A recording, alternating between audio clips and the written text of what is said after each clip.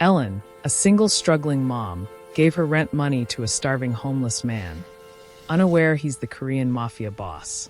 On a cold Thursday night, the kind of night Los Angeles rarely bothered with, a thin man stood outside an apartment building in Koreatown, clothes torn, hair messy, face buried under a hood. A homeless man to anyone passing by. To everyone except her. Ellen Rivers pushed through her apartment building's front door. Her worn canvas bag hung heavy on her shoulder. Her fingers felt numb even inside her black gloves.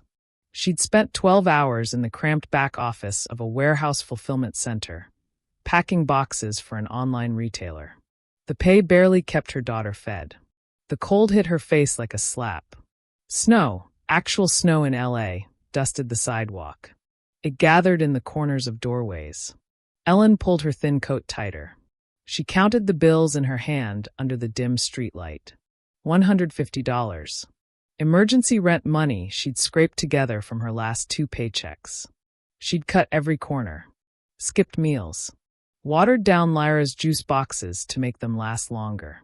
Mrs. Chin next door was watching 6-year-old Lyra tonight.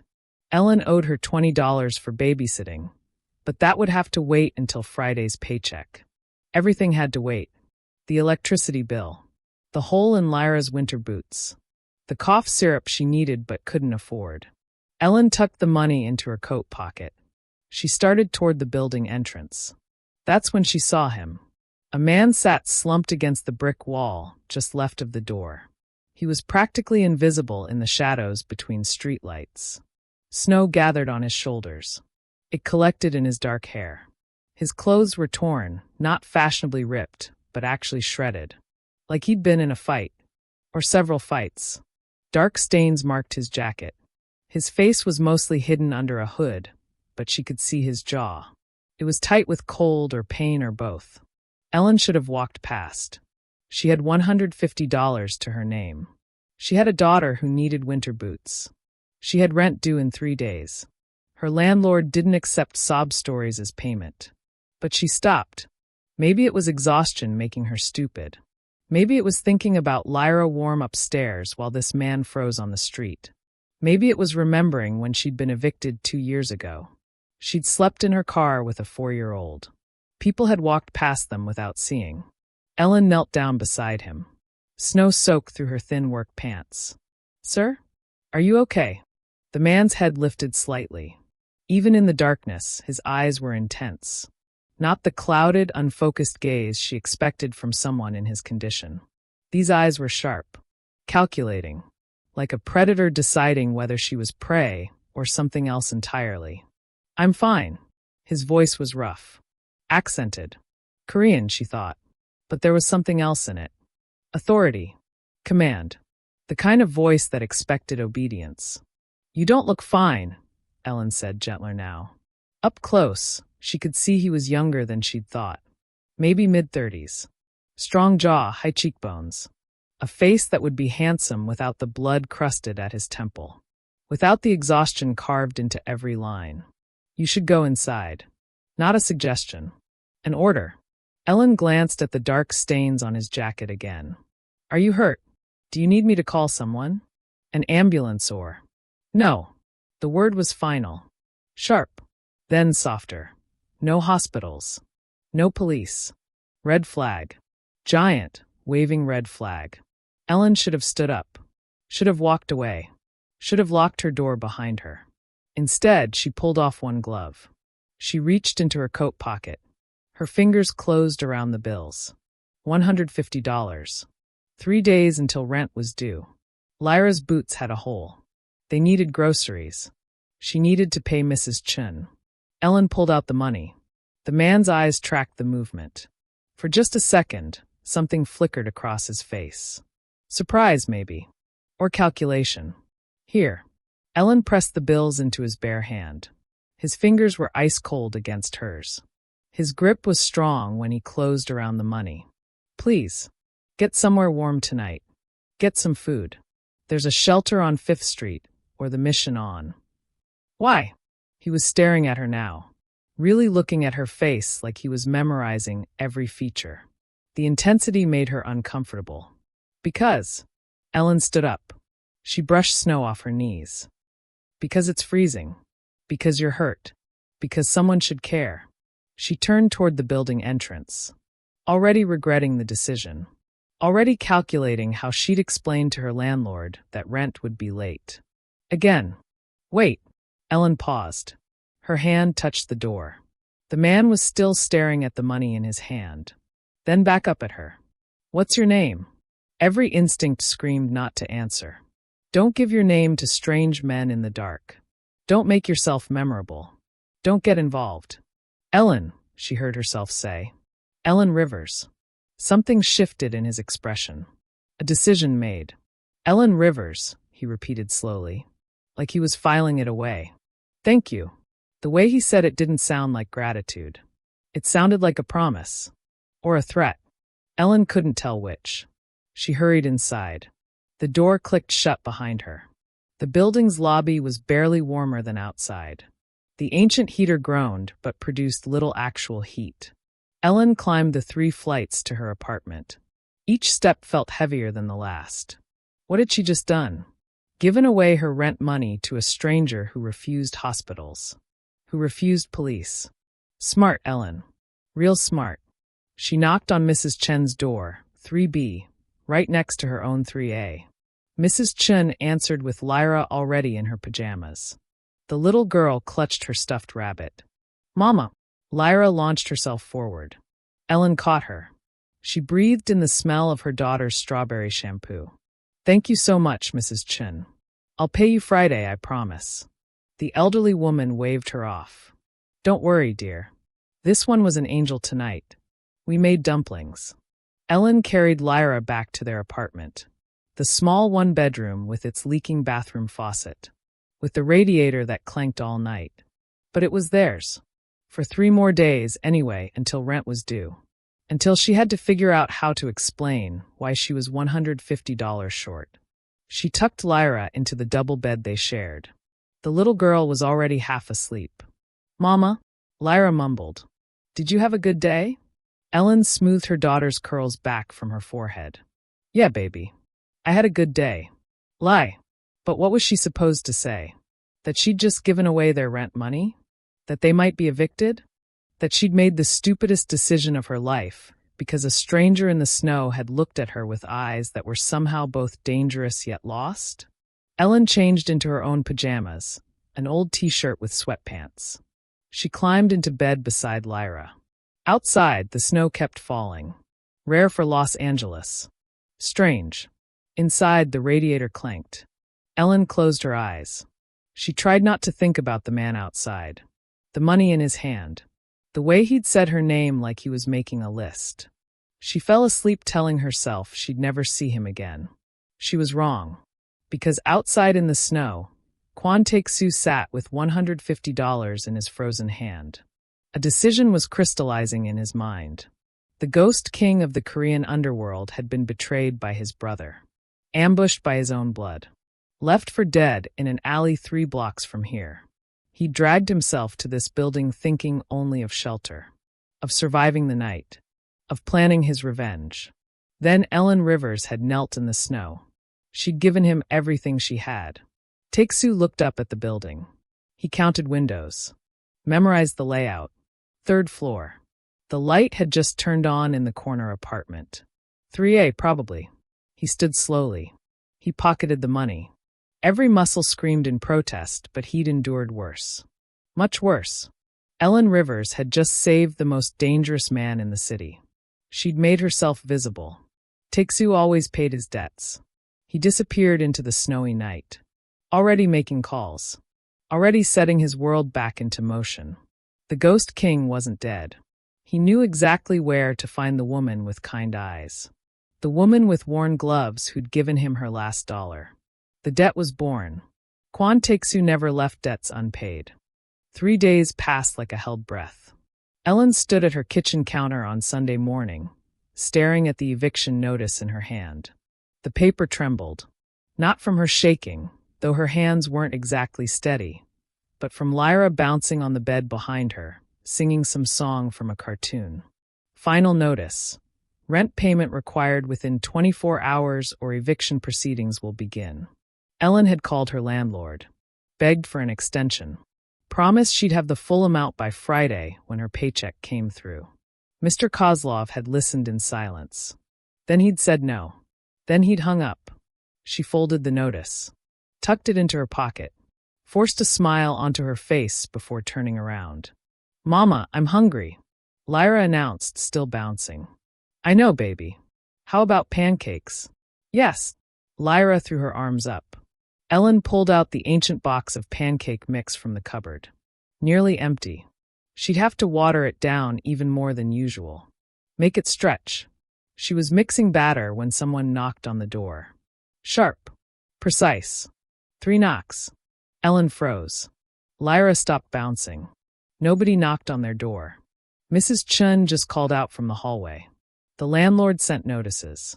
Her sister lived 3 states away. "Stay here, baby." Ellen wiped her hands on a dish towel. She walked to the door, checked the peephole. A man in a black suit stood in the hallway. Not just any man.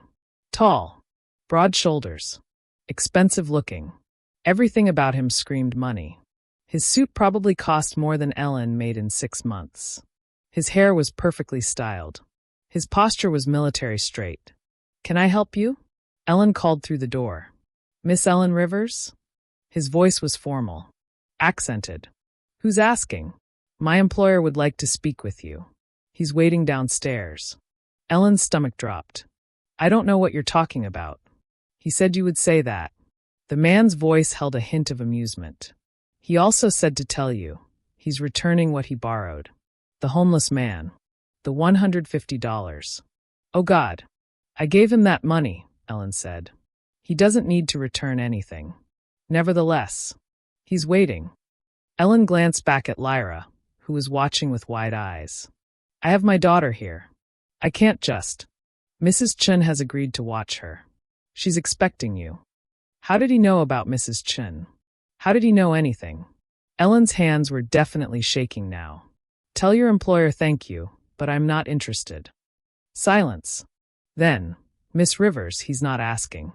The words were polite. The tone was not. Ellen took a deep breath. She was being stupid. She should call the police. She should barricade the door. She should do anything except what she was about to do. "Give me 5 minutes." She got Lyra dressed, took her next door to Mrs. Chun, who smiled like this was totally normal. Like strange men in expensive suits showed up in their building every day. Ellen wanted to ask her what was happening, but Lyra was there. Watching. Listening. "Be good for Mrs. Chun, okay?" "Okay, Mama." Lyra hugged her tight. Ellen walked back into the hallway. The man in the suit was waiting. He didn't speak, just gestured toward the stairs. They descended in silence. Ellen's heart hammered against her ribs. This was insane. She was following a stranger. She should run. She should scream. She should. They stepped outside into the weak morning sunlight. A black car sat at the curb. Not just any car. The kind of car Ellen had only seen in movies. Sleek. Expensive. Tinted windows so dark she couldn't see inside. The suited man opened the back door.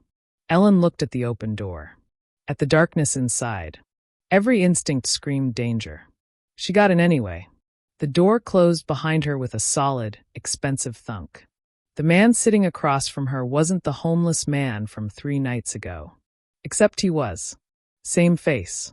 Same sharp eyes. Same strong jaw. But everything else was different. His hair was clean now. Styled. His face was clean-shaven. The cut on his temple had been treated. Covered with a small bandage. He wore a black suit that probably cost more than Ellen's car. His hands, the same hands that had been frozen and desperate, now rested calmly on his knees. Clean. Manicured. He looked like money. He looked like power. He looked absolutely terrifying. "Hello, Ellen Rivers." His voice was the same. That authority. That command. Ellen's mouth was dry. "Who are you?" "My name is Kwan Taek-soo." He said it like she should recognize it.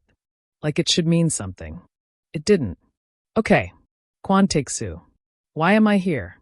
He reached into his jacket. Ellen flinched. He noticed, paused, then slowly pulled out an envelope. He placed it on the seat between them. I'm returning what I borrowed. Ellen stared at the envelope. I didn't loan you anything. I gave it to you. Nevertheless, he pushed the envelope closer. Open it. I don't want. Open it. Not a request. A command. Ellen's hands shook as she picked up the envelope. It was heavy. She opened it. Money. A thick stack of bills. She pulled them out. Started counting. Stopped when she reached 5,000. What is this? Her voice came out as a whisper. Payment. For $150? This is insane. I can't. You can. Take-Sue's eyes held hers. You will. No. Ellen shoved the money back at him. I don't know what kind of game this is, but I don't want any part of it.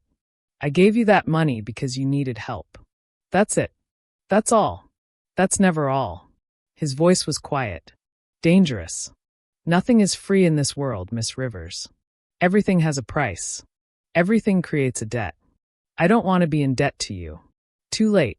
He didn't touch the money. 3 nights ago, you saved my life. You were cold. You needed money. That's not. I was dying. The words cut through the car like a knife. My brother ambushed me. Left me bleeding in an alley. I dragged myself to your building thinking I'd die there. Then you gave me your rent money. Money you couldn't afford to lose.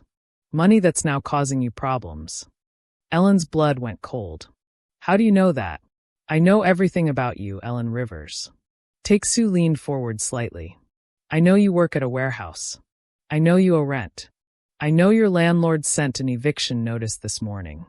I know your daughter needs new boots. I know you skip meals so she can eat. I know you're $300 short on your electric bill. Ellen couldn't breathe. You've been watching me. I've been protecting you. From what? From my world. His face was stone.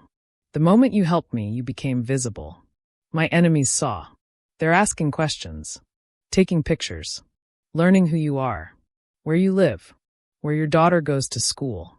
Ellen's vision swam. Oh God. Lyra is safe. I have men watching her. Watching you. 24 hours a day.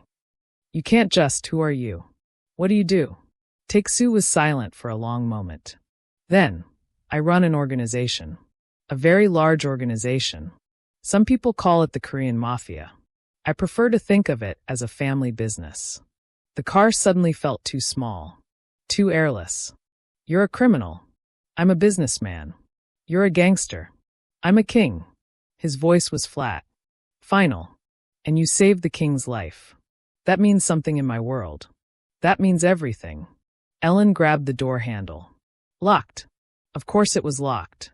Let me out. Take the money. Let me out. Ellen. His voice softened slightly. I'm not your enemy.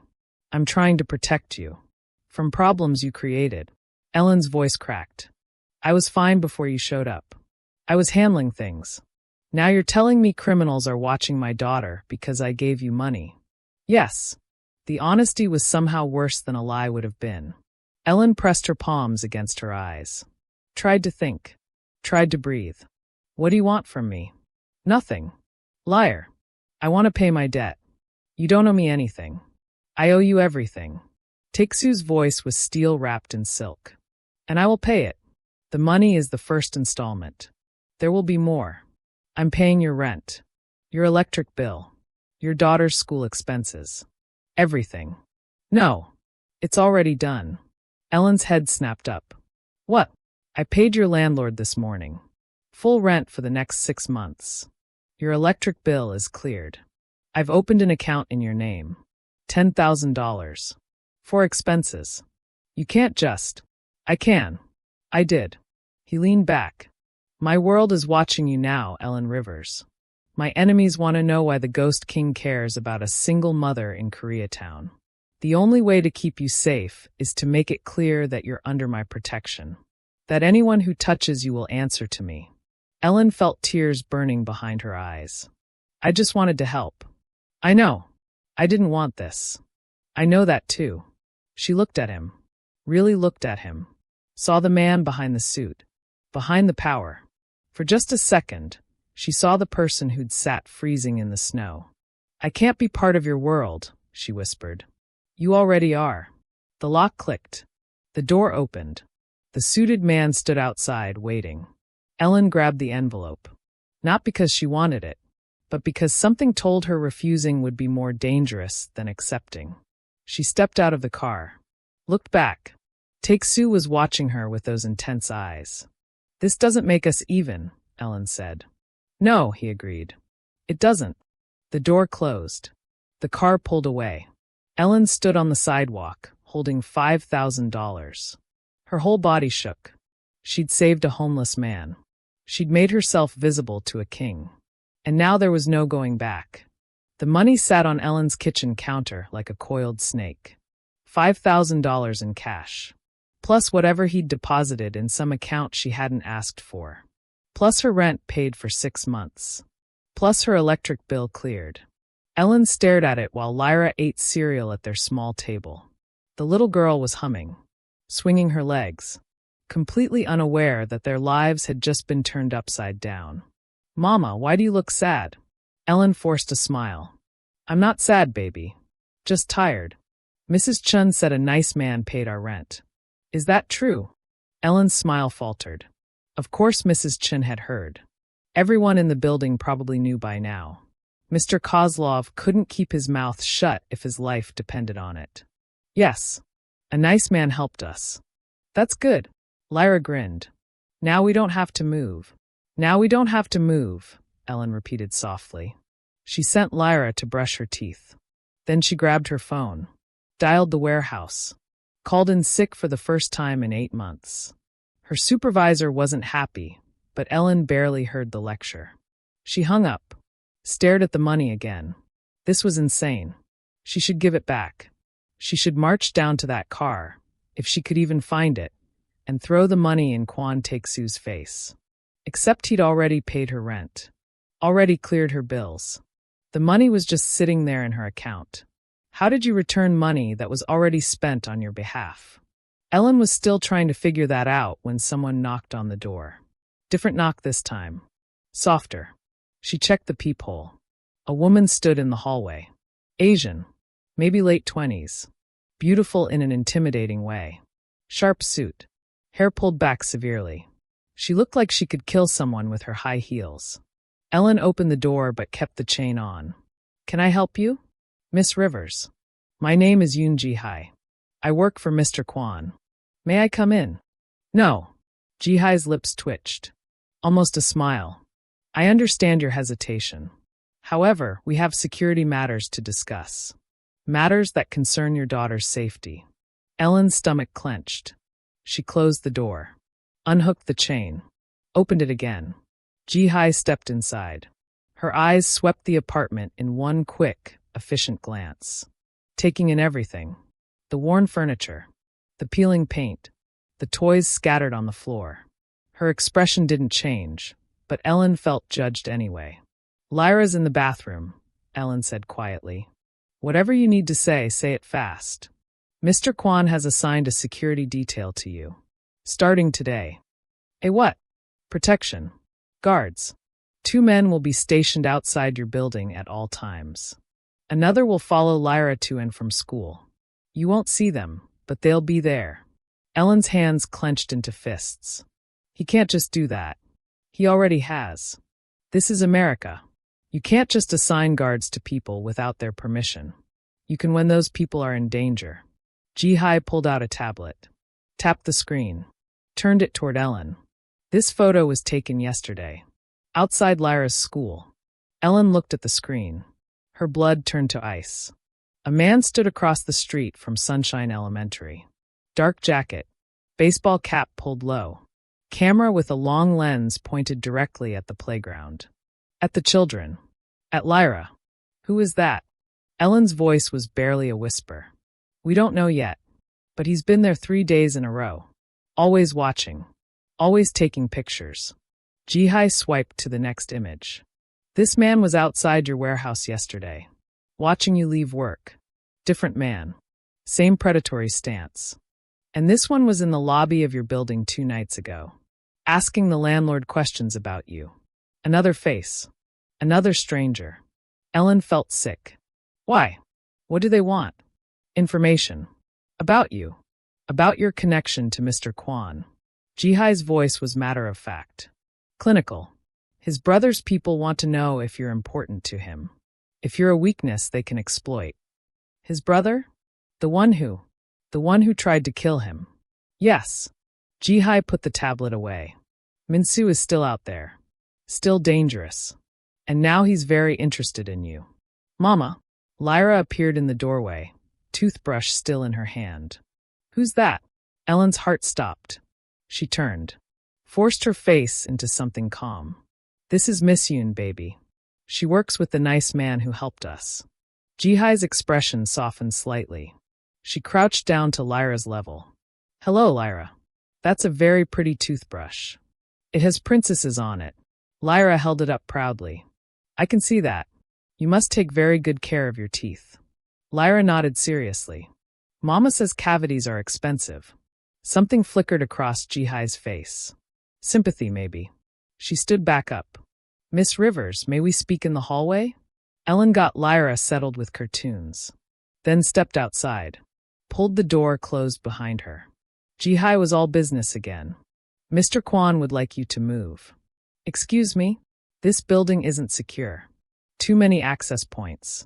Too many neighbors who talk. He has a property in Hancock Park. Gated. Private.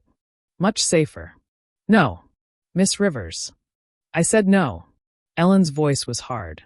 I'm not uprooting my daughter's entire life because some gangster decided we're his responsibility now. This is our home. This is a target. Jihai's eyes were cold. Every day you stay here, you're making it easier for Mr. Kwan's enemies to get to you. Then tell Mr. Kwan to leave us alone. Tell him to take his money back. Tell him we don't want his protection. It's too late for that. Why? Because I gave him $150. Ellen's voice rose. She caught herself. Lowered it again. I was trying to help. That's all. I didn't ask for any of this. But you did help him. And in his world, that created a bond. A debt. He won't walk away from it. He can't. Why not? Jihai was quiet for a moment. Then, because you're the first person in 15 years who helped him without wanting something in return. Do you understand how rare that is in his world? How valuable? I'm not valuable. I'm just a mom trying to get by. That's exactly why you're valuable. Jihai pulled out a business card. Pressed it into Ellen's hand. My number. Call me day or night. For anything. Security concerns. Questions. Anything. Ellen looked at the card. Black with silver lettering. It felt expensive. There are men watching your building right now, Jihai continued. You won't see them, but they're there. If anything unusual happens, anything at all, they'll intervene. But it would be safer if you cooperated. By moving to some house I've never seen? Leaving everything familiar? Terrifying my daughter? By accepting that your life has changed. Jihai's voice was almost gentle. Whether you want it to or not. She left. Ellen stood in the hallway, staring at the business card. Inside, Lyra laughed at something on TV. The sound was so normal. So innocent. How was Ellen supposed to explain any of this? How was she supposed to tell her 6-year-old daughter that strange men were taking pictures of her? That they needed protection from a mafia boss's enemies? Ellen went back inside. Locked the door. All 3 locks plus the chain. Then she walked to the window. Looked down at the street. At first, she saw nothing unusual. Just the normal Monday morning crowd. People walking. Cars passing. The bodega on the corner opening its doors. Then she noticed him. A man in a dark jacket standing across the street. Not moving. Just standing. Watching. Ellen stepped back from the window. Her heart raced. Mama? Lyra looked up from the TV. Are you okay? Yeah, baby. I'm fine. Another lie. She seemed to be telling a lot of those lately. Ellen pulled out her phone. Looked at Jihai's business card. At the money on the counter. At the eviction notice that was no longer relevant. 3 days ago, she'd been a struggling single mom trying to keep her head above water. Poor but independent. Struggling but free. Now she was what? Under protection? Under surveillance?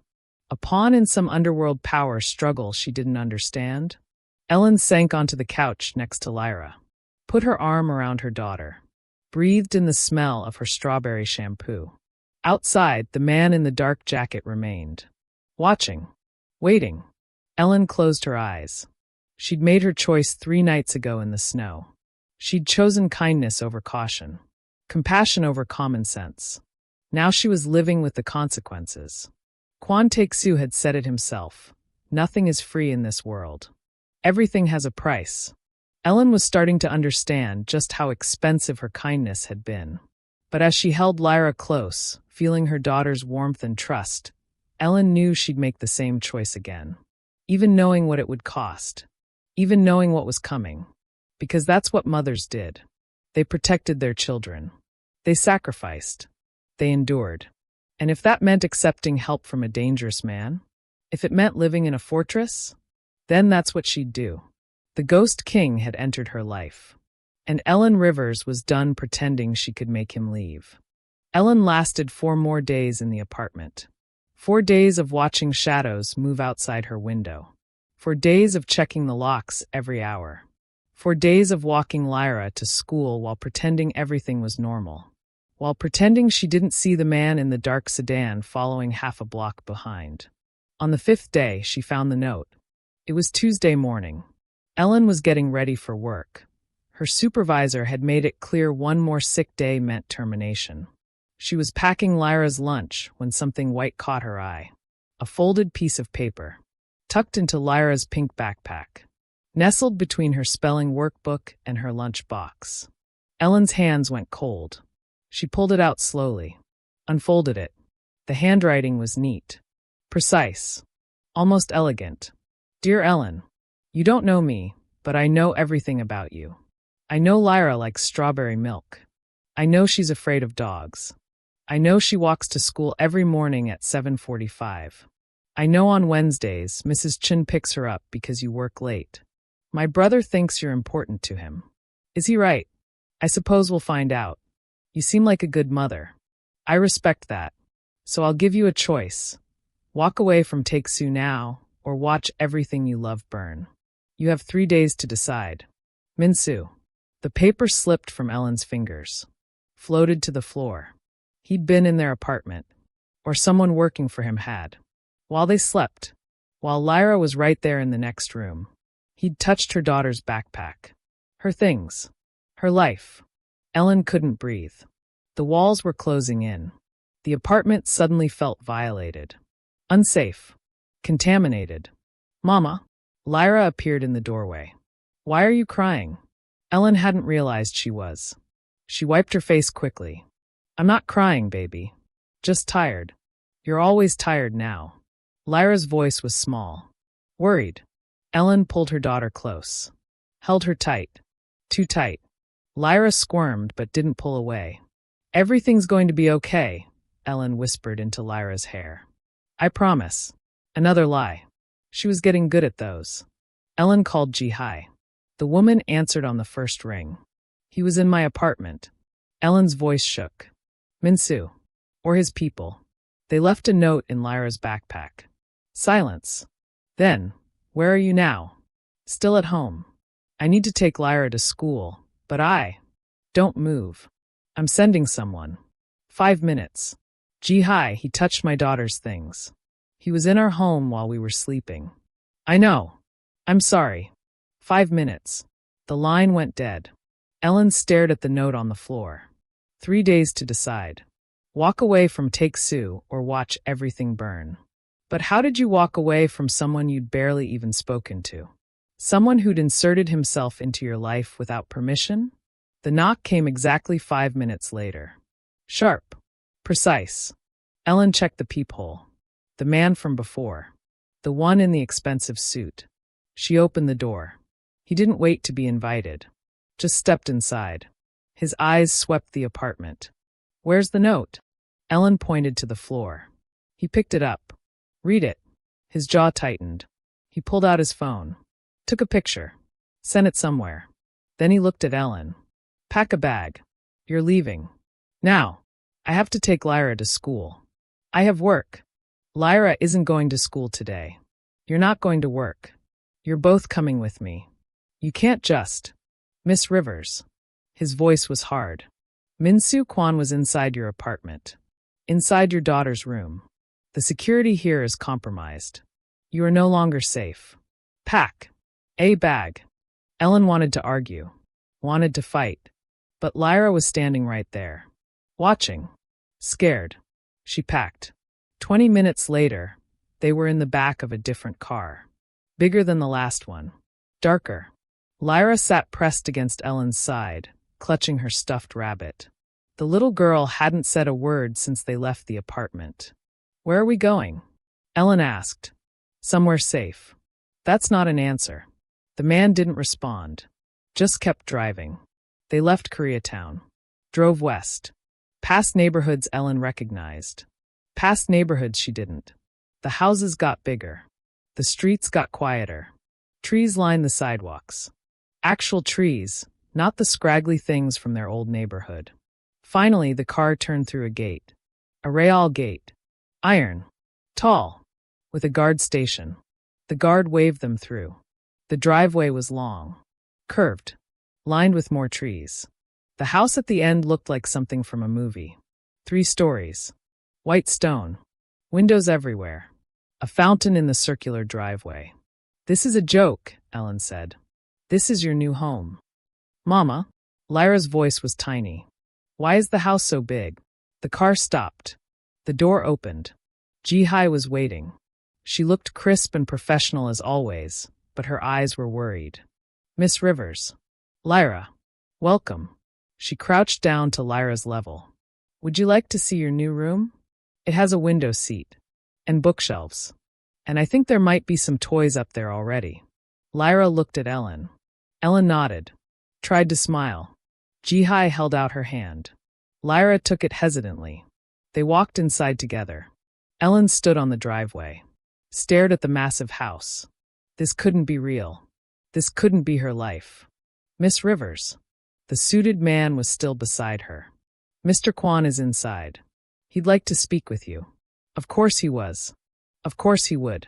Ellen followed him through the front door. Into a foyer bigger than her entire apartment. Marble floors. A chandelier that probably cost more than a car. A curved staircase that belonged in a palace. Tae-soo stood in what looked like a living room. Except calling it a living room felt wrong. It was huge. Floor-to-ceiling windows. Furniture that looked antique and expensive. Art on the walls that might have been original. He turned when she entered. He looked different again. Still expensive. Still powerful. But there was something else now. Anger. Tightly controlled, but definitely there. Ellen. Her name was clipped. I apologize for Min-Soo's intrusion. It won't happen again. How did he get in? Ellen's voice was surprisingly steady. You said you had people watching. You said we were protected. We did. You were. Tae-soo's jaw was tight. He didn't come himself. He hired locals. Kids from the neighborhood. Paid them to slip the note into your building. We didn't recognize them as threats. Kids. He used children. My brother has no morals. No boundaries. That's what makes him dangerous. Tae-soo gestured to the room. This house is secure. Gated. Guards at every entrance. Cameras everywhere. He can't reach you here. Ellen laughed. It sounded slightly hysterical. This is insane. You realize that, right? I'm a warehouse worker. I make $12 an hour. Now I'm standing in a mansion because some gangster's brother thinks I'm important to you. You are important to me. The words hung in the air. Ellen stared at him. You don't even know me. I know you gave me everything you had when I had nothing. I know you're a good mother. I know you're brave. I know you're scared right now, but you're standing here anyway. Tae-soo stepped closer. That's enough. It's not enough. It's crazy. This whole situation is crazy. Yes. The simple agreement surprised her. Ellen blinked. You're right, Tae-soo continued. This is crazy. You shouldn't be here. You should be in your apartment with your daughter, living your normal life. But my brother made that impossible. So now you're here. In my house. Under my protection. For how long? Until Min Soo is dealt with. And what does dealt with mean? Tae-Soo's eyes went cold. You don't want to know. Ellen wrapped her arms around herself. Your note said I had 3 days to walk away from you. But I don't know how to walk away from someone who won't let me leave. You're not a prisoner here. You can leave anytime. And then what? He knows where I live. Where Lyra goes to school. Where I work. Where do I go that he can't find me? Nowhere. Tae-Soo's voice was quiet. That's why you're staying here. So I am a prisoner. You're protected. Same thing. No. It's not. Tae-Soo moved to the window. Looked out at the grounds. A prisoner has no choice. You have choices. You can explore the house. The grounds. There's a library. A pool. A garden. Lyra can play. Be safe. You can breathe without looking over your shoulder. While you do what? Hunt down your brother. Yes. At least he was honest. Ellen walked to the window. Stood beside him. Outside, she could see Lyra through another window. Upstairs. Ji-hai was showing her a room. A beautiful room with pink walls and that window seat she'd mentioned. Lyra's face was lit up with wonder. She likes it here, Ellen said softly. Good. I don't want her to like it. I don't want her to get used to this. To you. Because eventually this will end. You'll deal with your brother. We'll go back to our real life. She'll remember this place. This safety. How do I explain to a 6-year-old that we can't stay in the pretty house? Tae-Soo was quiet for a long moment. Then, maybe you won't have to. Ellen turned to look at him. What does that mean? But he was already walking away. Ji-hai will show you to your room. If you need anything, ask. Anything at all. Tae-Soo. He stopped. Turned back. Ellen met his eyes. Why are you really doing this? And don't say it's about a debt. This is bigger than $150. His expression was unreadable. Maybe I'm tired of being alone. Maybe I'm tired of being surrounded by people who only see the king. Maybe you're the first person in 15 years who looked at me and saw someone worth saving. He left before she could respond. Ellen stood in the enormous living room. In the mansion. In her new prison. Or her new fortress. She wasn't sure which yet. Upstairs, Lyra laughed. The sound echoed through the house. Ellen closed her eyes. 3 days until Min Soo's deadline. 3 days to decide what she was going to do. Ellen didn't sleep the first night in the mansion. She lay in a bed bigger than her entire bedroom back home. Egyptian cotton sheets that probably cost more than her monthly salary. A mattress so soft it felt like floating. And she stared at the ceiling, counting the hours until dawn. Lyra had fallen asleep instantly, curled up in her new pink room with her stuffed rabbit, exhausted from exploring, from running through hallways, from discovering a playroom filled with toys that looked brand new, untouched, like they'd been waiting for her. That thought kept Ellen awake more than anything else. Around 3 a.m., she gave up, put on the robe she'd found in the closet, silk, of course, and padded downstairs. The house was dark but not quiet. She could hear the hum of security systems, the distant murmur of voices. Guards probably. Watching. Always watching. The kitchen was bigger than her entire apartment. She found it by accident, turned on one light, stood in the middle of all that marble and stainless steel and felt completely lost. Can't sleep? Ellen spun around. Tae-Soo stood in the doorway. He wore dark pants and a white dress shirt. Sleeves rolled up. Top buttons undone. His hair was slightly messy, like he'd been running his hands through it. You scared me, Ellen said. Sorry. He moved into the kitchen. Opened a cabinet like he actually knew where things were. Pulled out 2 glasses. Tea. Coffee. Something stronger. Tea is fine. He filled an electric kettle. Set it to boil. His movements were efficient. Practiced. Ellen watched him and tried to reconcile this man with the one from the snow. With the one who'd arrived in the expensive car. With the one who apparently ran a criminal empire. You don't sleep either? She asked. Not much. Not anymore. Tae-Soo pulled out tea bags. Set them in the glasses. Old habits. In my world, sleeping deeply is dangerous. That's a terrible way to live. Yes, it is. The kettle clicked off. He poured hot water, handed her a glass. Their fingers brushed. Ellen pulled back quickly. They stood on opposite sides of the massive kitchen island, drinking tea, not speaking. Finally, Ellen broke the silence. How long have you lived like this? Like what? Alone in a giant house, surrounded by people who work for you. Never really sleeping. Always watching your back. Take-Soo considered the question.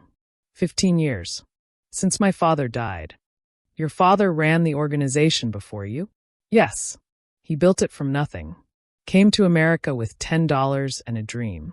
The dream just happened to be slightly illegal. A ghost of a smile touched his lips. He was a good man. A hard man. But good. And your brother? The smile disappeared. Min-Soo was always different. Jealous. Ambitious. Our father saw it. That's why he made me his successor instead of Min-Soo. My brother is older by 2 years, but our father didn't trust him with the family legacy. So Min-Soo decided to take it anyway. Yes. Take-Soo's grip tightened on his glass. 6 months ago, he made his move. Tried to stage a coup. Failed. I exiled him. Gave him money. Told him to start over somewhere else. Somewhere far away. But he came back. He came back. Take-Soo's voice was flat. And he brought allies. People I thought were loyal to me. He's been planning this for months. The ambush. The attack. He wanted me dead. Wanted to take everything. But you survived. Because of you. Take-Soo looked up. Met her eyes. You understand that, right? If you hadn't given me that money, I would have frozen to death in the snow. Min-Soo would have won. He'd be running my organization right now. Doing God knows what with it. Ellen set down her tea. Don't put that on me. I didn't save you so you could keep running a criminal empire. Why did you save me? Because you were a human being who needed help. Just that simple? Just that simple. Take-Soo studied her. You really are different from anyone in my world. Good. Your world is terrifying. He laughed. Actually laughed. The sound was rusty. Like he didn't do it often. Yes. It is. Ellen found herself almost smiling. Then she remembered where they were. Why they were here. The smile died. What happens in 2 days? When Min-Soo's deadline passes. He'll make his move. Try to use you to draw me out. Try to force my hand. By hurting Lyra? By threatening to. Take-Soo's voice went hard. He won't actually touch her. Not yet. That would make it personal in a way even my organization wouldn't forgive. There are rules. Lines you don't cross. Children are one of them. But he'll threaten her. Yes. And you think keeping us here will stop him? I think keeping you here makes it harder for him to reach you.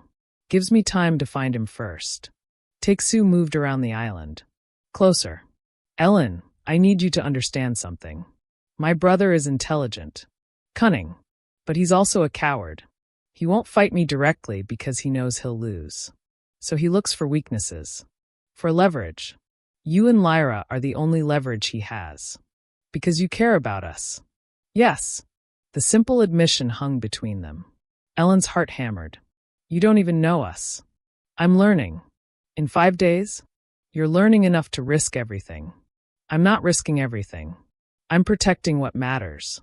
He was close now. Too close. Ellen could smell his cologne. Something expensive. Something that probably had a French name she couldn't pronounce. She stepped back. This is crazy. You said that yesterday. It's still true. Also true. Take-Soo didn't move closer. Just watched her. But crazy is where we are. So what do we do about it? You could let us go. Tell Min-Soo we mean nothing to you. That you paid your debt. That we're done. He wouldn't believe me. Not now. Not after I brought you here. Take-Soo's jaw tightened. And even if he did, he'd still use you. Just to hurt me. Just because he can. Ellen wanted to argue. Wanted to find some logical solution. Some way out of this nightmare. But deep down, she knew he was right. She'd seen Min-Soo's note. The casual way he'd mentioned Lyra's schedule. Her fears. the threat barely hidden beneath polite words. So we just wait here? In this fortress? While you hunt your brother? Yes. For how long? As long as it takes. Ellen laughed bitterly. I have a life, Take-Soo. A job. Bills. Responsibilities. I can't just disappear into some mansion and play house while you have a gang war. Your job will understand. I've already made arrangements. Medical leave. Fully paid. You can't just. I can.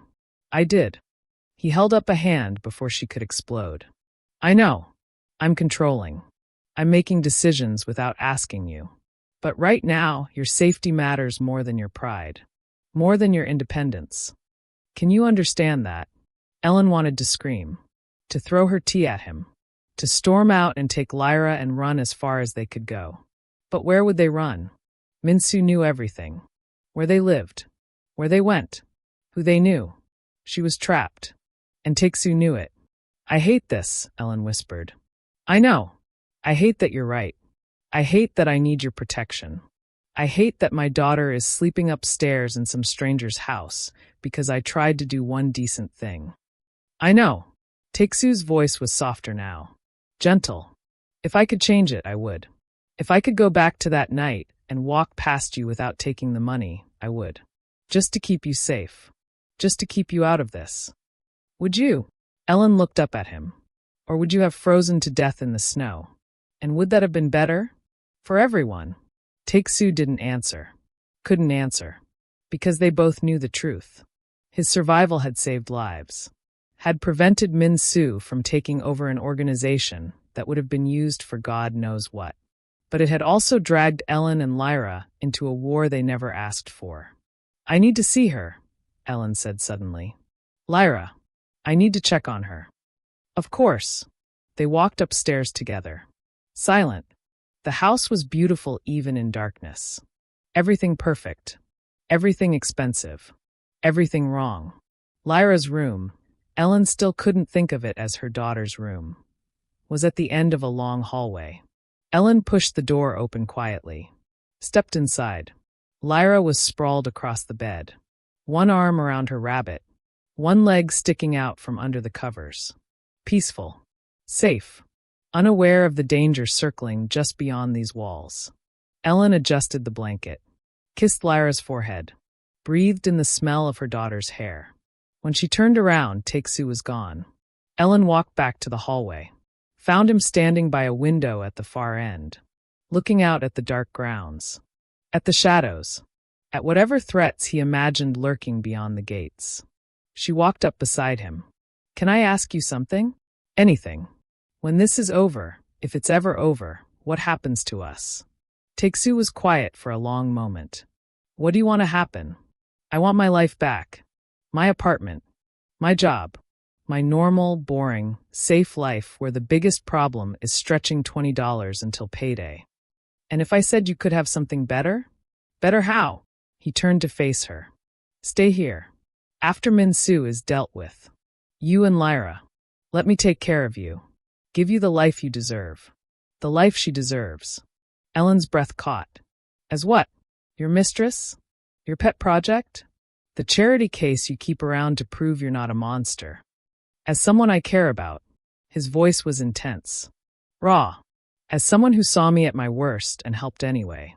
As someone who makes me want to be better than what I am. You barely know me. Then let me know you. Stay. Give this a chance. Ellen wanted to say yes. God help her. Part of her actually wanted to say yes. To let this dangerous, powerful man take care of everything. To stop struggling. Stop worrying. Stop being afraid. But that wasn't who she was. That wasn't the example she wanted to set for Lyra. Ask me again when this is over, Ellen said quietly. When Min-Soo isn't a threat. When I have a real choice. When staying isn't about survival, but about wanting to. Take-Soo nodded slowly. Fair enough. Ellen walked back to her room. Climbed into the too-soft bed. Stared at the ceiling some more. Outside, the storm was building. And Ellen Rivers was right in the center of it. 2 more days passed in the fortress. Ellen tried to establish a routine. Wake up. Make breakfast with Lyra. Explore the grounds. Read books. Pretend this was normal. Pretend they weren't hiding from a man who wanted to destroy them. Taesu was always there. Not hovering. Just present. He'd appear in the library while they read. Join them for meals. Show Lyra the koi pond in the garden. He was patient with her. Gentle.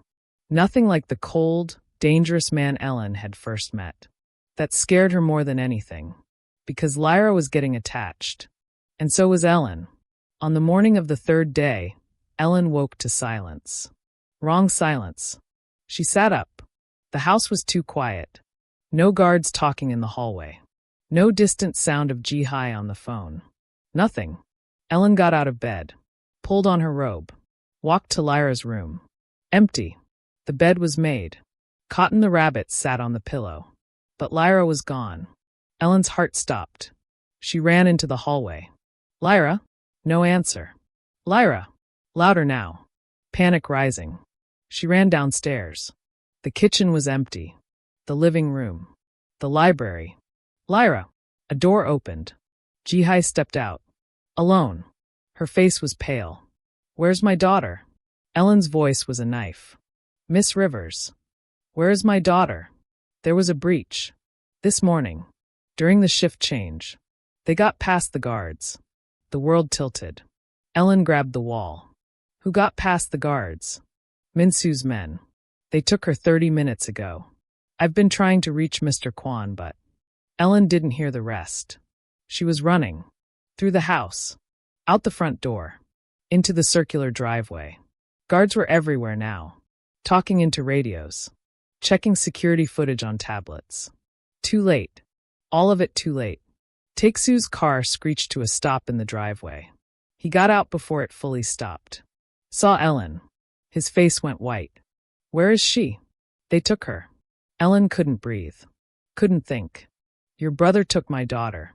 Taesu's expression went from shock to rage in half a second. He spun toward Ji-hai. Spoke in rapid Korean. His voice was deadly quiet. More terrifying than if he'd shouted. Ji-hai responded. Handed him a tablet. He looked at the security footage. His jaw tightened with every passing second. Ellen ran to him. Grabbed his arm. Where is she? Where did he take her? I don't know yet. Taesu's voice was iron. But I'll find out. When? How? He could be hurting her right now. He could be. Her phone buzzed in her robe pocket. Everyone froze. Ellen pulled it out. Unknown number. Her hands shook so badly she almost dropped it. Answer it, Taesu said. Put it on speaker. Ellen swiped. Pressed speaker. Hello. Good morning, Ellen. The voice was smooth. Pleasant. Like they were old friends. I hope you slept well. Your daughter certainly did. Right up until we carried her out of that pink bedroom. She didn't even wake up. So peaceful. Ellen's knees buckled. Taesu caught her. Held her up. Minsu. Taesu's voice could cut glass. If you hurt her. Brother. There you are. I was hoping you'd be listening. Minsu laughed. Don't worry. The child is fine. Scared. Crying for her mother. But physically fine.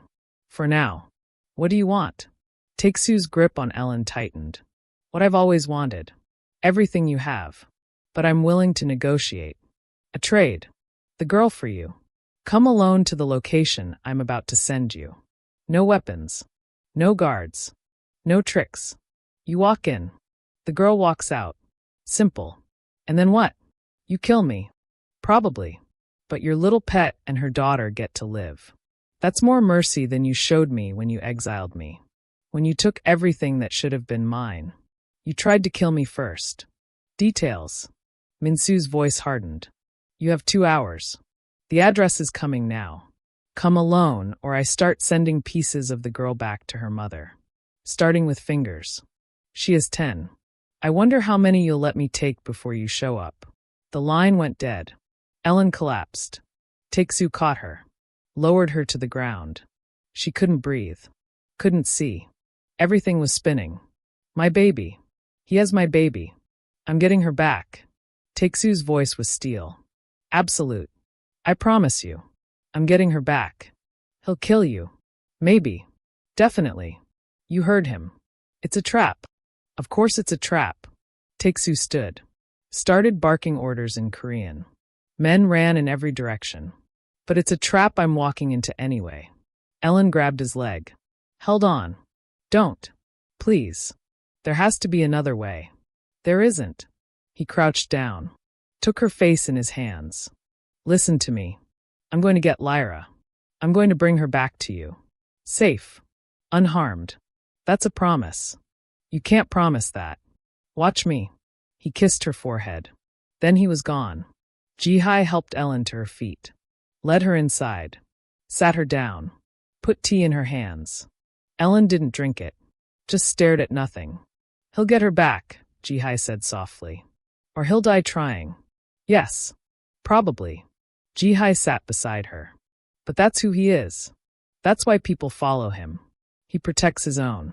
No matter the cost. I'm not his own. Lyra isn't his own. We're just strangers who got caught up in his war. You stopped being strangers the moment you gave him that money. The moment you showed him kindness when everyone else showed him cruelty. Jihai squeezed Ellen's hand. You matter to him. More than you know. More than even he knows, I think. Ellen looked at her. If he dies because of us, he dies protecting something that matters. That's how he'd want to go. I don't want him to go at all. The words came out broken.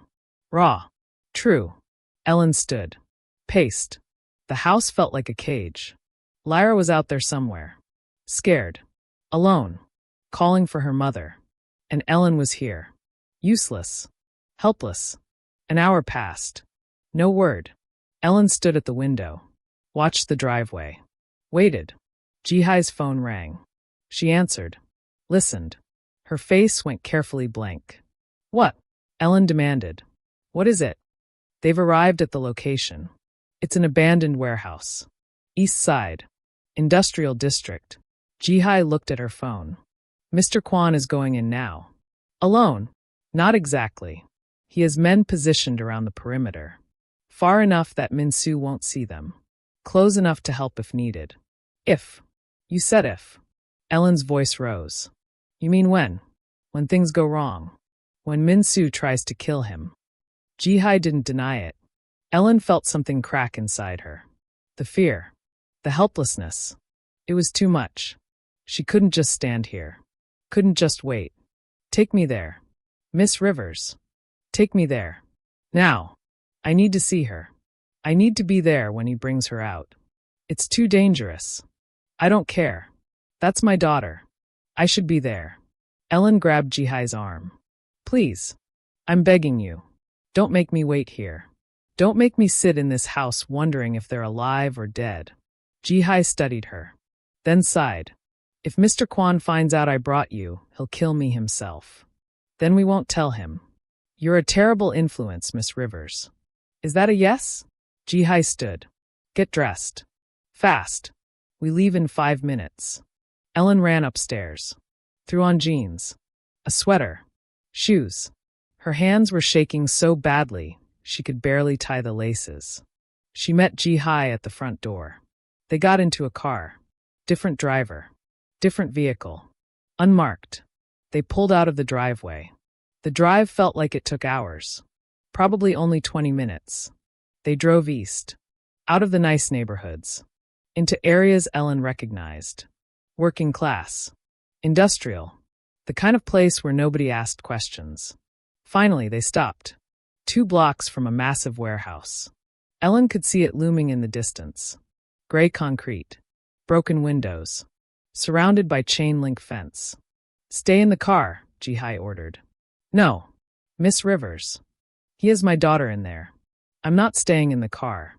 If something goes wrong, then I want to be there. Ellen opened the door. Got out. Are you coming or do I go alone? Jihai cursed in Korean. Got out. They walked toward the warehouse. Staying low. Staying quiet.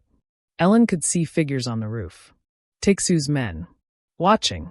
Waiting. They reached the fence. Found a gap. Slipped through.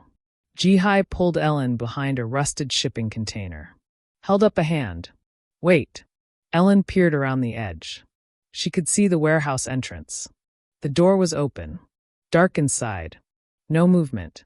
No sound. Then she heard it. Lyra's voice. Hi. Scared. Crying. Mama. I want my mama. Ellen's control shattered. She started forward. Jihai grabbed her. Held her back. Not yet, Jihai hissed. Wait for Mr. Kwan. I can hear her. She's right there. It's a trap. For him. For you. For anyone who runs in blindly. Jihai's grip was iron. Wait. Ellen waited. Every second was agony. Every cry from Lyra was a knife in her heart. Then Taeksu appeared, walking toward the warehouse. Alone.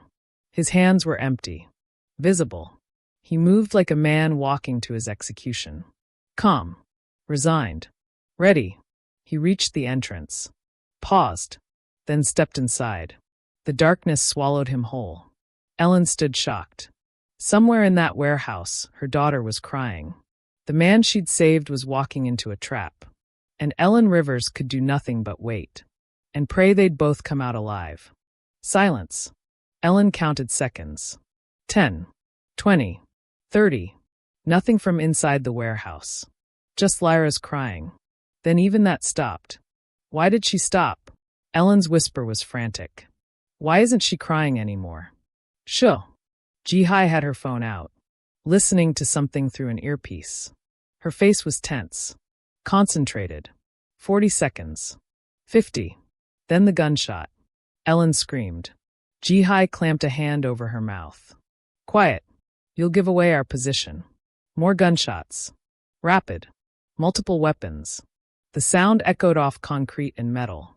Ellen's whole body shook. She tried to pull away. Tried to run toward the warehouse. Toward Lyra. Toward Taeksu. Jihai held her back with surprising strength. Not yet. Trust him. He's being shot at. He's done this before. A man stumbled out of the warehouse entrance. One of Minsu's men. Blood on his shoulder. He collapsed on the pavement. Didn't get up. Ellen's heart hammered. What was happening in there? More gunfire. Shouting in Korean. Something metal crashed. Glass shattered. Then nothing. Dead silence. Ellen couldn't take it anymore. She shoved Jihai away. Ran toward the warehouse. She heard Jihai curse behind her. Heard her running. But Ellen was faster. Driven by pure terror and adrenaline. She reached the entrance. Darkness inside. Her eyes adjusted slowly. The warehouse was massive. Empty except for support columns. Rusted equipment. And bodies. Men on the ground. Some moving. Some not. Ellen's stomach lurched. Lyra. Her voice echoed. Lyra. Mama. The small voice came from the back. Ellen ran toward it. Dodging around columns. Around the bodies. She didn't look at them. Couldn't look at them. A light ahead. A single bulb hanging from a chain. It illuminated a small area. And there was Lyra. Tied to a chair. Tape over her mouth. Her eyes were huge. Terrified. Tears streaked her face. Ellen reached her. Ripped off the tape.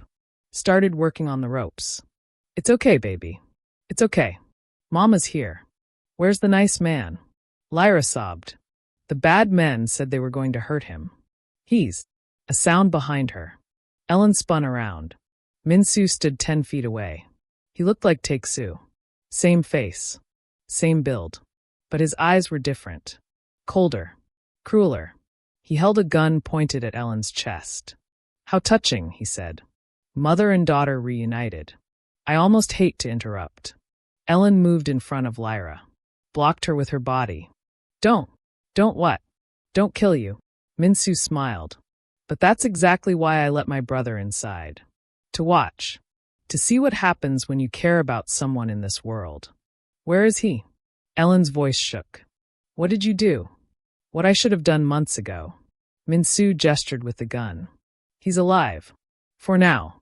Watching from wherever he landed after my men took him down. I used tranquilizer darts. I wanted him conscious for this part. I wanted him to watch me kill what he cares about. I'm nothing to him. Liar. Minsu stepped closer. I've been watching. Listening. My brother cares about you. Maybe even loves you. That makes you valuable. That makes you the perfect weapon. Ellen heard movement behind her. Lyra whimpered. You won't shoot, Ellen said. Her voice was stronger than she felt. Your own brother said there are rules. Lines you don't cross. Children are one of them. True. I won't shoot the child. Minsu's gun shifted. Aimed at Ellen's head now. But mothers? Nobody has rules about mothers. Minsu. The voice came from the darkness. Deep. Cold. Deadly. Take-Su stepped into the light. He looked wrong. His movements were off. Sluggish. Like he was fighting something.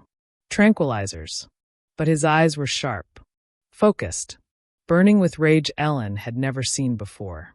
You're supposed to be unconscious, Minsu said. His confidence wavered slightly. I don't do what I'm supposed to do. Take-Su took another step. Swayed slightly. Caught himself. That's why I'm still alive. Why you'll never beat me. I have a gun pointed at her head. And I have 20 men surrounding this building. I have cameras recording everything. I have your location sent to every family in the organization. You fire that gun and you're dead within minutes. Take-Su's voice was ice. You won't leave this warehouse alive. We both know it. Minsu's hand trembled. Then we all die. No. You die. Alone. Knowing you failed. Knowing you were always second. Always weaker. Always less. Take-Su moved closer. His steps were more steady now. Like he was burning through the drugs with pure willpower. Our father saw it. That's why he chose me. The organization sees it. That's why nobody followed you when you ran. Even your own men see it. Half of them surrendered the moment I walked in. Shut up. You're not a king, Minsu. You're a pretender. A jealous child playing with weapons he doesn't understand. Take-Su was close now. 10 feet. 8. You wanted everything I have. But you never understood what it takes to hold it. The sacrifice. The responsibility. The strength to choose mercy over vengeance. I said shut up. Minsu's gun swung toward Take-Su. Everything happened at once. Take-Su moved. Faster than Ellen thought possible. He closed the distance before Minsu could fire. Grabbed his brother's gun hand. Twisted. The gun clattered to the floor. Minsu swung with his other fist. Connected with Take-Su's jaw. Take-Su's head snapped back, but he didn't let go. He drove his knee into Minsu's stomach. Once. Twice. Minsu gasped. Staggered back. Take-Su didn't give him space. He moved forward. Methodical. Brutal. Every strike was precise. Controlled. The fight wasn't even close. Minsu was trained. But Take-Su was something else. Something deadly. Within 30 seconds, Minsu was on the ground. Blood streaming from his nose. His mouth. Gasping for air. Take-Su stood over him. Breathing hard. Swaying slightly from the drugs still in his system. He bent down. Picked up Minsu's gun. Ellen's breath caught. She covered Lyra's eyes. Don't look, baby. Take-Su stood there. Gun in hand. Pointed at his brother's head. His finger on the trigger. Nobody moved. Nobody breathed. Silence. Ellen counted seconds. 10. 20. 30. Nothing from inside the warehouse. Just Lyra's crying. Then even that stopped. Why did she stop? Ellen's whisper was frantic. Why isn't she crying anymore? Shuh. Jihai had her phone out. Listening to something through an earpiece. Her face was tense. Concentrated. 40 seconds. 50. Then the gunshot. Ellen screamed. Jihai clamped a hand over her mouth. Quiet. You'll give away our position. More gunshots. Rapid. Multiple weapons. The sound echoed off concrete and metal. Ellen's whole body shook.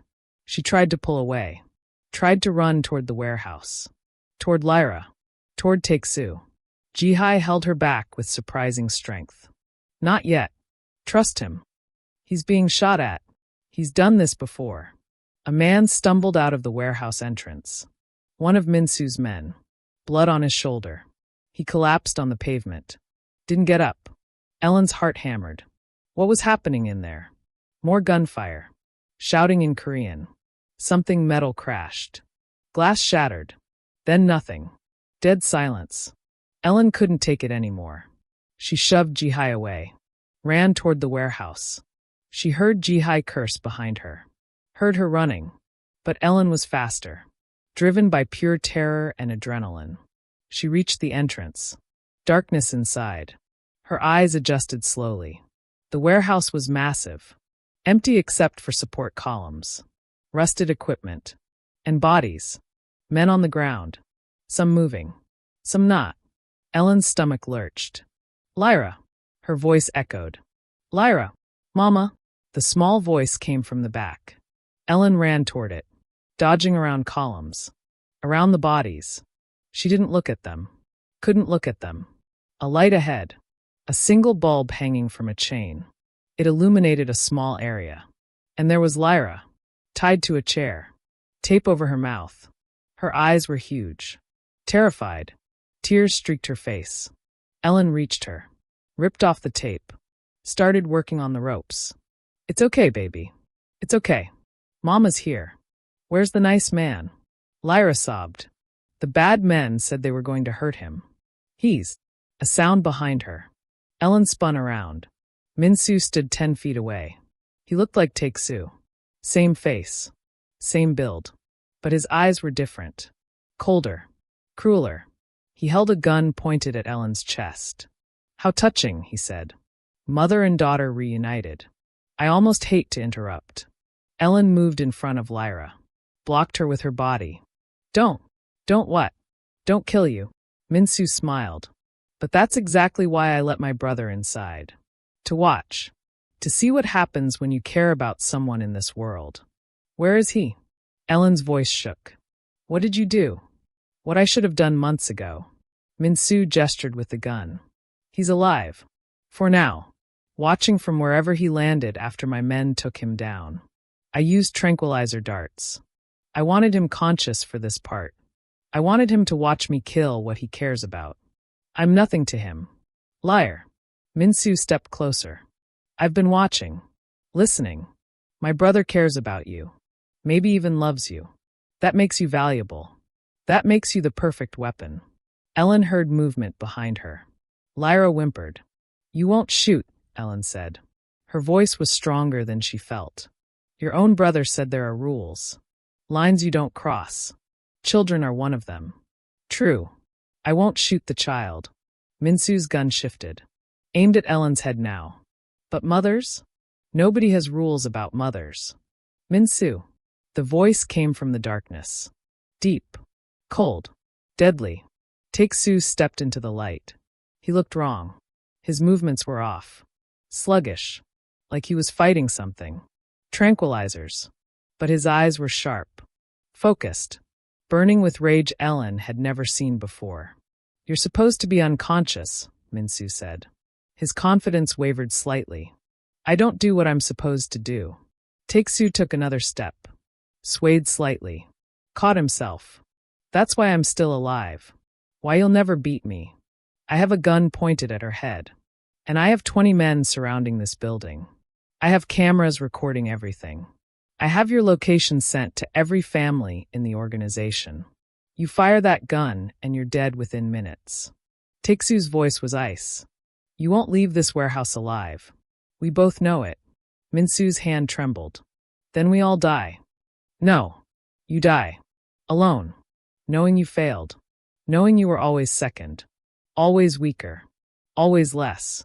Take-Soo moved closer. His steps were more steady now. Like he was burning through the drugs with pure willpower. Our father saw it. That's why he chose me. The organization sees it. That's why nobody followed you when you ran. Even your own men see it. Half of them surrendered the moment I walked in. Shut up. You're not a king, Minsu. You're a pretender.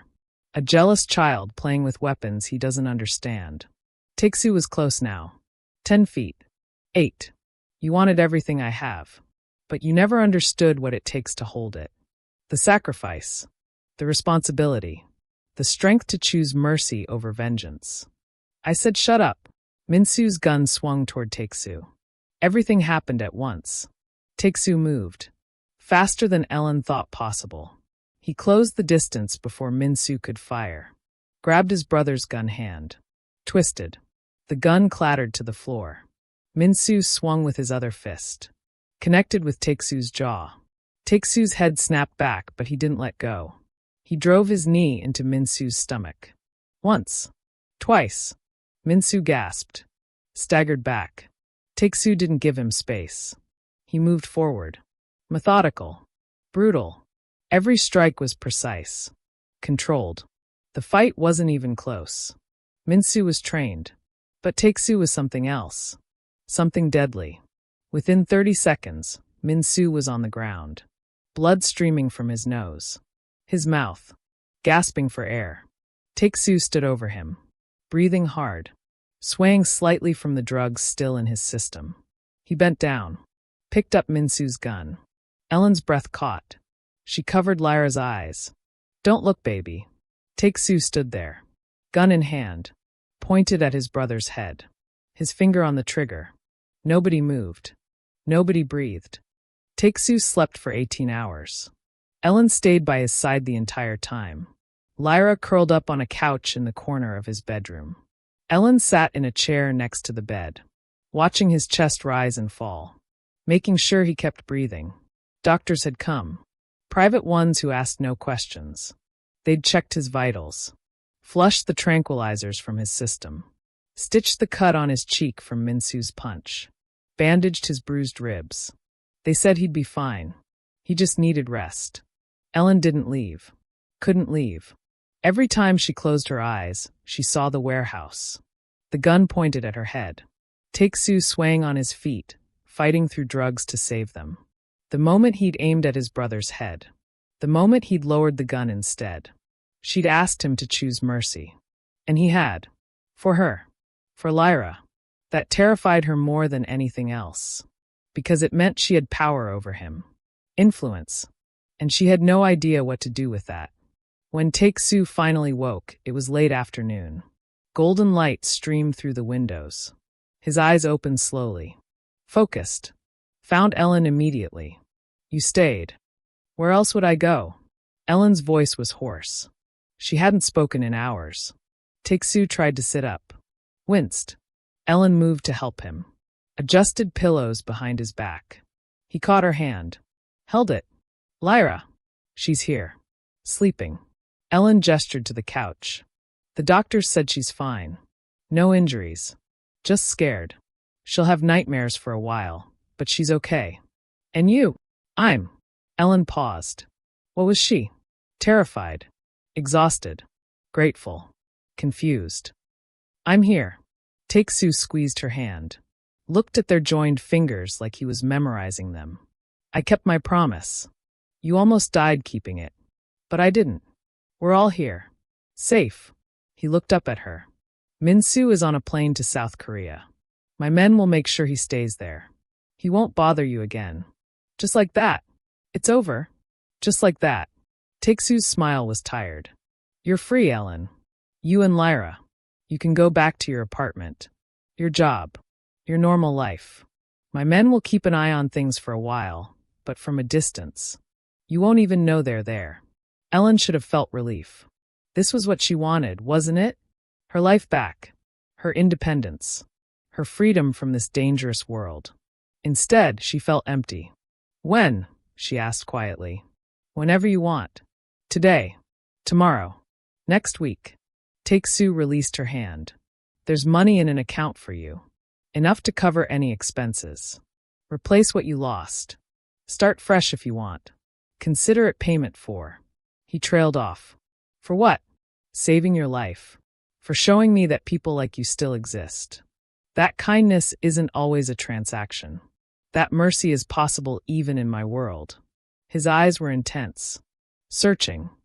You changed me, Ellen Rivers. In 1 week, you changed everything. I didn't do anything. You chose to spare your brother. That was you. Because you asked me to. Because Lyra was watching. Because you made me want to be better than what I am. Taeksu looked away. Out the window. I've spent 15 years building power. Control. Fear.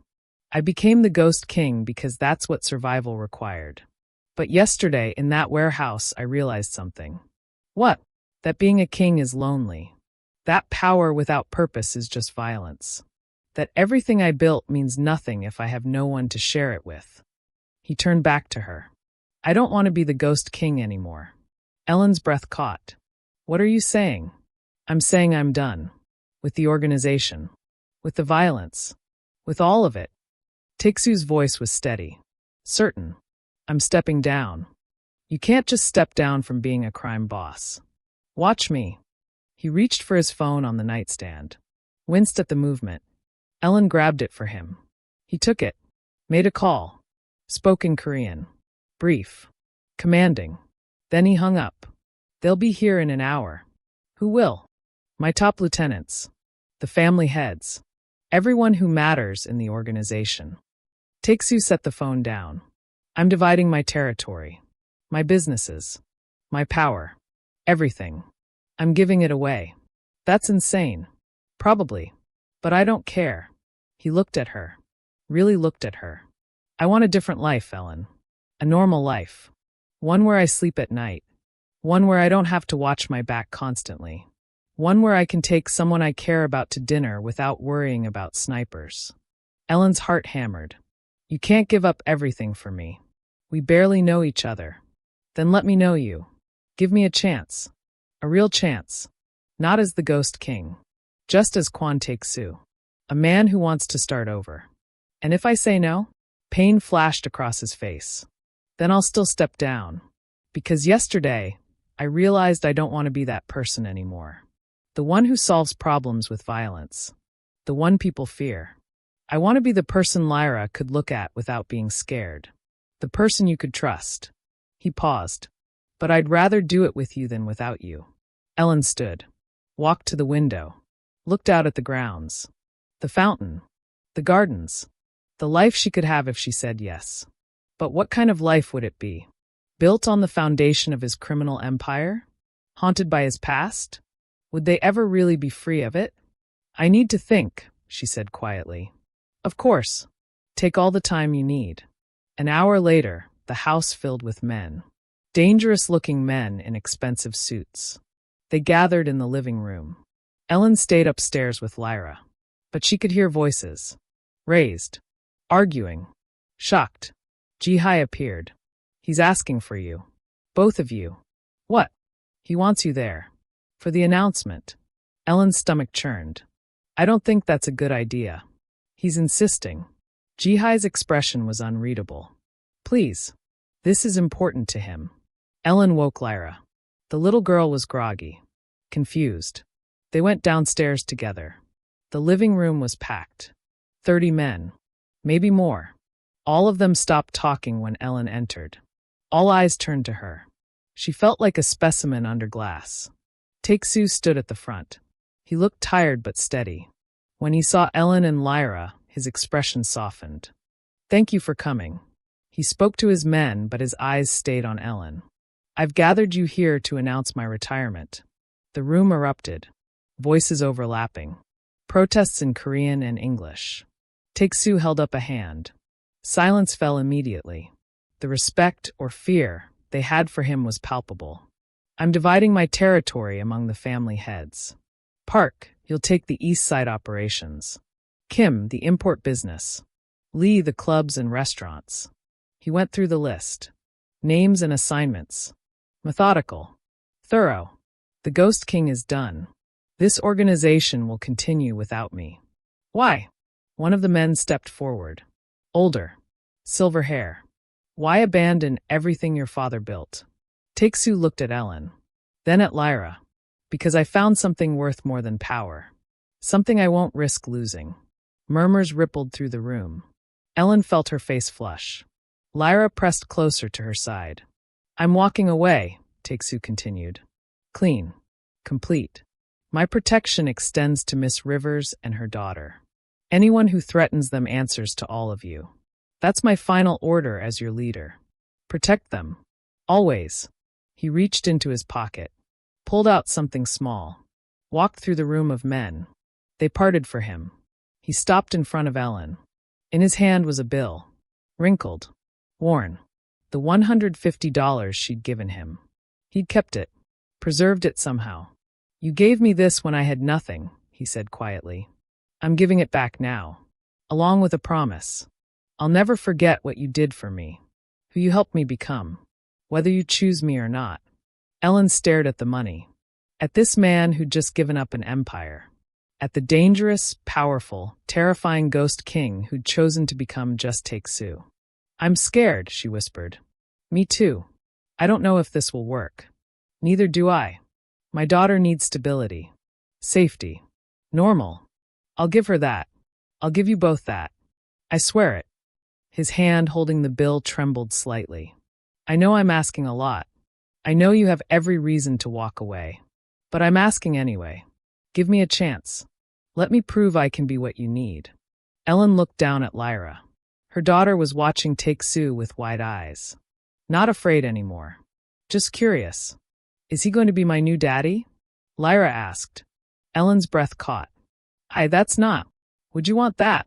Take-Sue crouched down to Lyra's level. A new daddy who would protect you? Take care of you? Love your mama? Lyra considered this seriously. Would you teach me more chess? Every day if you want. And read me stories? As many as you want. And keep the bad men away? Always. His voice was fierce. Always. Lyra looked at Ellen. I think you should stay, Mama. Ellen felt tears burning. Baby, it's not that simple. Why not? Lyra's logic was 6-year-old pure. He's nice. He saved us. He makes you smile. Why can't he stay? Out of the mouths of children. Ellen looked at Take-Sue. At the hope and fear in his eyes. At the man who'd given up everything on the chance she might say yes. Okay, she heard herself say. Okay, we'll try. The smile that crossed Take-Sue's face was blinding. He stood, pulled her into his arms. Careful, gentle, like she might break. Thank you, he breathed against her hair. Thank you for taking a chance on me. Behind them, the room erupted in applause. Ellen had forgotten they had an audience. She pulled back, embarrassed. Take-Sue didn't let her go far. He kept one arm around her waist, held up the $150 bill. This is where it started, he said loud enough for everyone to hear. With an act of kindness from a stranger. With grace I didn't deserve. This is the most valuable thing I own. Not because of what it's worth, but because of what it represents. Second chances. New beginnings. Love when you least expect it. He looked at Ellen. Will you marry me? Ellen's mind went blank. What? I know it's fast. I know it's crazy. But I also know I don't want to waste another day. I've wasted 15 years being someone I'm not. Building a life I didn't want. I don't want to wait anymore. He held up the bill. This was yours. Let me be yours too. Take-Sue. Say yes, Mama. Lyra bounced. Say yes. Ellen looked around the room. At the faces watching. At Jihai, who was smiling. At the men who'd just watched their king give up his crown. Then she looked at Take-Sue. At the man beneath the power. At the person who'd chosen mercy. Who'd chosen her. Yes, she said. But we start slow. Dating. Getting to know each other. No rushing. Deal. He kissed her. Quick. Sweet. The room erupted again. Lyra squeezed between them. Can I be a flower girl? You can be whatever you want, Take-Sue promised. Ellen laughed. For the first time in a week, she actually laughed. It felt good. Right. The Ghost King was dead. Quan Take-Sue was alive. And Ellen Rivers had somehow found herself a family in the most unlikely place. All because of $150 and a snowy night when kindness cost everything and changed everything. The end was really just the beginning. Thank you for watching Ellen and Take-Sue's story. If you enjoyed this journey from a snowy night in Koreatown to a mansion where a king chose love over power, please subscribe to my YouTube channel for more stories like this. We're building this community together. Every subscriber, every comment, every share helps us create more emotional, powerful stories that touch your heart. Hit that subscribe button and let's keep writing these stories together. Your support means everything. What story should we tell next? Drop your ideas in the comments.